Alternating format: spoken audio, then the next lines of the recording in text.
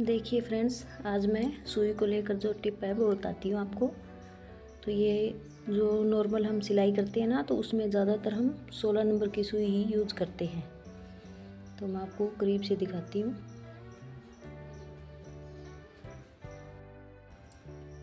ये देखिए, ये जो बिल्कुल लास्ट में लिखा हुआ है ना, तो इस नंबर से पहचान करते हैं हम कि सुई कितने नंबर की है।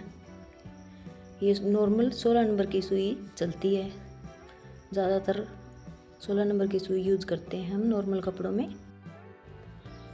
ये देखिए, ये 16 नंबर की सुई ले रखी है मैंने। तो धागा डालते हैं ना, तो हमेशा जो ये खाद सीधी होती है ना, ये जो लाइन सी है, इस तरफ से हमेशा इस तरफ से धागा डाला जाता है। तो धागा टूटने की समस्या बहुत हद तक कम हो जाती है। और हम सुई लगाते हैं तो ये फ्लैट वाली साइड होती है ना, इसको अंदर की साइड रखेंगे ऐसे, इस तरह से, और सुई को फिक्स कर लेंगे। और ये जो होता है पंजा, इसको नीचे की साइड करेंगे और इसको थोड़ा ऊपर उठा के और इस तरह से सुई को लगाएंगे हम।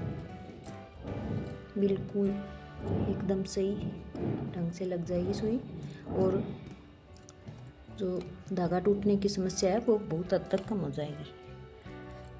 इस तरह से बिल्कुल इसको टाइट कर लेंगे स्क्रू ड्राइवर से।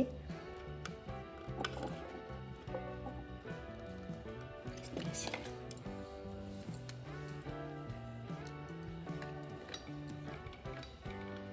ये देखिए। और अब हम इस साइड से धागा, मैंने बताया था ना, तो इस साइड से धागा डालेंगे ना, धागा कभी नहीं तोड़ेगी सुई।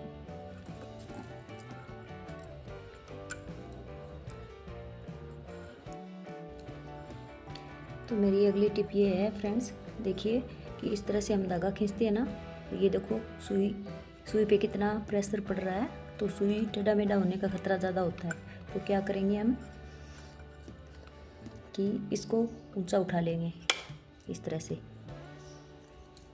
और इसको भी ऊपर ही रखेंगे सुई को। तो इस तरह से अब देखो कितनी स्मूथली धागा हमारा आ रहा है। इस तरह से बहुत आसानी से हमारा धागा निकल जाएगा, और इस पर दबाव भी बहुत कम पड़ेगा।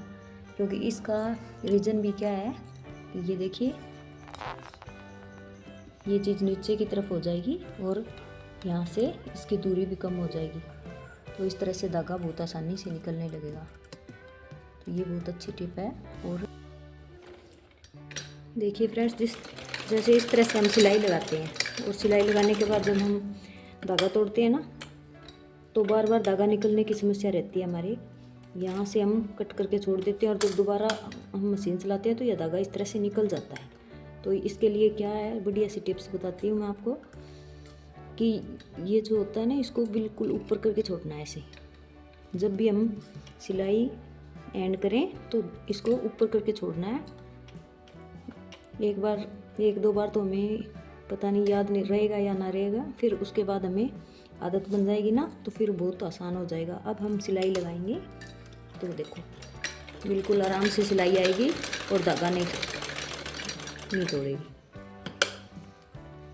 फिर हम इसको फिर ऐसे ही ऊपर करके फिर धागा काटेंगे, तो हमारा धागा कभी नहीं निकलेगा मशीन से, सुई से। देखिए फ्रेंड्स, एक टिप मेरी बॉबिन को लेकर है। जब बॉबिन केस में हम बॉबिन डालते हैं ना, तो इस तरह से, ये देखो इस तरह से डालेंगे तो इस साइड घूमेगी, जबकि ये रॉन्ग साइड होती है। बॉबिन को अभी बताती हूँ मैं, इस साइड से हमेशा, ये देखिए इस तरह से इस साइड से डालना चाहिए। तो बॉबिन हमेशा इस तरह से घूमेगी, और जितना हमें ज़रूरत होगी उस हिसाब से धागा निकलेगा। एक्स्ट्रा धागा बिल्कुल भी नहीं निकलेगा। तो इस तरह से डालनी चाहिए हमेशा। देखिए फ्रेंड्स, अगली टिप भी मेरी बॉबिन को लेकर ही है। तो जब हम बॉबिन इस मशीन के अंदर डालते हैं ना, तो ये बॉबिन बार बार इस तरह से निकलती रहती है। तो इसके लिए क्या करना है कि जब यहाँ से हम पकड़ेंगे, तो जो बिगनर्स होते हैं उनको नहीं पता, ये बॉबिन को एडजस्ट करने के लिए होती है। तो यहाँ से हम पकड़ेंगे तो ये इसको बिल्कुल फिक्स कर लेगी इस तरह से, ये बाहर नहीं आने देगी बॉबिन को। तो जब हम अंदर डालेंगे तो बिल्कुल आसानी से इस तरह से डाल सकते हैं। और बिल्कुल भी बॉबिन नीचे नहीं गिरेगी। तो ये बहुत अच्छी टिप है, सभी फॉलो कर सकते हैं इसको।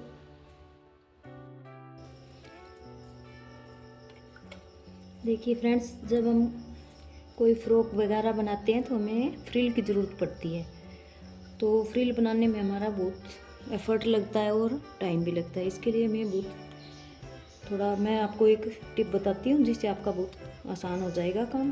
तो इसके लिए आपको क्या करना है कि ये जो पंजा होता है मशीन का, इसको ऐसे नीचा करेंगे इस तरह से, और एक सुई ले लेंगे, चाहे कोई भी सुई ले सकते हैं, ये ज़रूरी नहीं है मशीन वाली सुई लेनी है, कोई भी सुई, तुरपाई वाली या कोई भी सुई ले सकते हैं। और इसको इस तरह से इसके अंदर लगा देना है। मैं करीब से दिखाती हूँ आपको।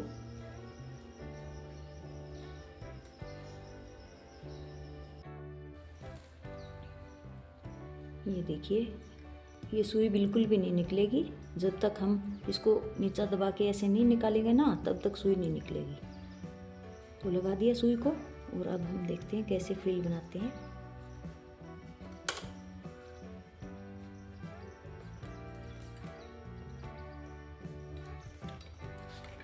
और जो बड़ी टाप के अंदर रखना है मशीन को इस तरह से, और फिर पीछे से थोड़ा सा हाथ लगा लेंगे, उंगली से इस तरह से दबा लेंगे।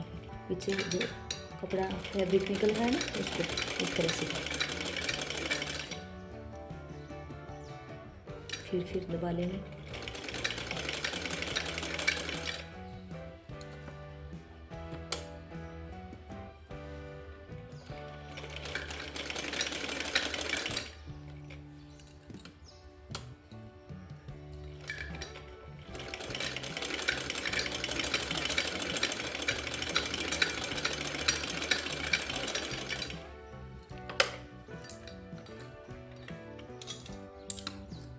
ये देखिए, और अब हम इसको वापस नीचे दबाएंगे और इस तरह से सुई को निकाल लेंगे। और ये देखिए कितनी अच्छी सी हमारी और कितनी जल्दी फ्रिल बन गई हमारी, आसानी से और जल्दी भी, दोनों काम है। तो बताइए ये टिप आपको कैसी लगी। तो देखिए फ्रेंड्स, एक टिप मेरी ये है कि हम जब कुर्ती की सिलाई करते हैं, कुर्ती ब्लाउज कुछ भी हो जाए, तो आर्म होल को हम इस तरह से, ज़्यादातर लोग इस तरह से नापते हैं, इस तरह से, जबकि इस तरह से बिल्कुल नहीं नापना चाहिए। तो मैं तो हमेशा इस तरह से नापती हूँ, इस तरह से इंची टेप को खड़ा करके बिल्कुल इस तरह से। और इस तरह से नापने में थोड़ा एफर्ट ज़्यादा लगता है, तो इसके लिए एक बहुत ही अच्छी टिप बताती हूँ मैं। तो हम इस तरह से इसको कपड़े को कर सकते हैं और ये एक सीध में आ जाएगा। और ये देखिए आर्म होल हमारा आसानी से नाप सकते हैं हम। तो बताइए ये टिप आपको कैसी लगी।